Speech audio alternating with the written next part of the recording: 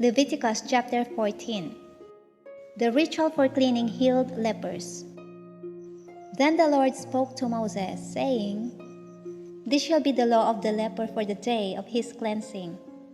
He shall be brought to the priest.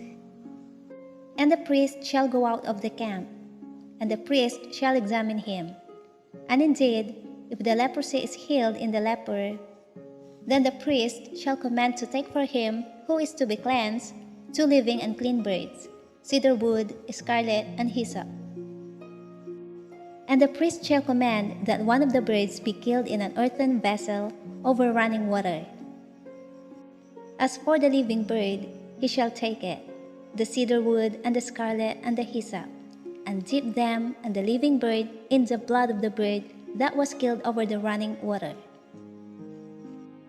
And he shall sprinkle it 7 times on him who is to be cleansed from the leprosy, and shall pronounce him clean, and shall let the living bird loose in the open field.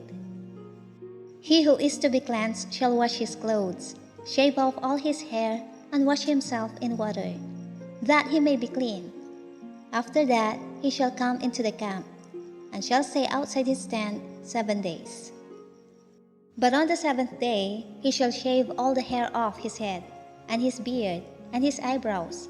All his hair he shall shave off. He shall wash his clothes and wash his body in water, and he shall be clean.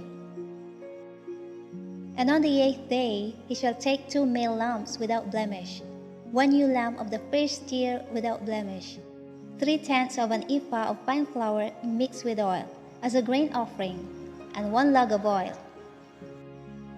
Then the priest who makes him clean shall present the man who is to be made clean, and those things before the Lord, at the door of the tabernacle of meeting. And the priest shall take 1 male lamb, and offer it as a trespass offering, and a log of oil, and wave them as a wave offering before the Lord. Then he shall kill the lamb in the place where he kills the sin offering and the burnt offering, in a holy place. For as the sin offering is the priest's, so is the trespass offering. It is most holy. The priest shall take some of the blood of the trespass offering, and the priest shall put it on the tip of the right ear of him who is to be cleansed, on the thumb of his right hand, and on the big toe of his right foot. And the priest shall take some of the log of oil, and pour it into the palm of his own left hand. Then the priest shall dip his right finger in the oil that is in his left hand, and shall sprinkle some of the oil with his finger 7 times before the Lord. And of the rest of the oil in his hand, the priest shall put some on the tip of the right ear of him who is to be cleansed, on the thumb of his right hand, and on the big toe of his right foot, on the blood of the trespass offering. The rest of the oil that is in the priest's hand he shall put on the head of him who is to be cleansed. So the priest shall make atonement for him before the Lord. Then the priest shall offer the sin offering, and make atonement for him who is to be cleansed from his uncleanness. Afterward he shall kill the burnt offering. And the priest shall offer the burnt offering and the grain offering on the altar. So the priest shall make atonement for him, and he shall be clean. But if he is poor and cannot afford it, then he shall take 1 male lamb as a trespass offering to be waved to make atonement for him, 1/10 of an ephah of fine flour mixed with oil as a grain offering, a log of oil, and 2 turtle doves or 2 young pigeons, such as he is able to afford. One shall be a sin offering, and the other a burnt offering. He shall bring them to the priest on the 8th day for his cleansing, to the door of the tabernacle of meeting before the Lord. And the priest shall take the lamb of the trespass offering and the log of oil, and the priest shall wave them as a wave offering before the Lord. Then he shall kill the lamb of the trespass offering, and the priest shall take some of the blood of the trespass offering and put it on the tip of the right ear of him who is to be cleansed, on the thumb of his right hand, and on the big toe of his right foot. And the priest shall pour some of the oil into the palm of his own left hand, Then the priest shall sprinkle with his right finger some of the oil that is in his left hand 7 times before the Lord. And the priest shall put some of the oil that is in his hand on the tip of the right ear of him who is to be cleansed, on the thumb of the right hand, and on the big toe of his right foot, on the place of the blood of the trespass offering. The rest of the oil that is in the priest's hand he shall put on the head of him who is to be cleansed, to make atonement for him before the Lord. And he shall offer one of the turtle doves or young pigeons, such as he can afford, such as he is able to afford, the one as a sin offering, and the other as a burnt offering, with a grain offering. So the priest shall make atonement for him who is to be cleansed before the Lord.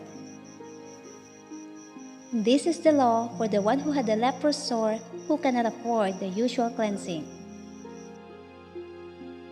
And the Lord spoke to Moses and Aaron, saying, When you have come into the land of Canaan, which I give you as a possession, and I put the leprous plague in a house in the land of your possession, and he who owns the house comes and tells the priest, saying, It seems to me that there is some plague in the house.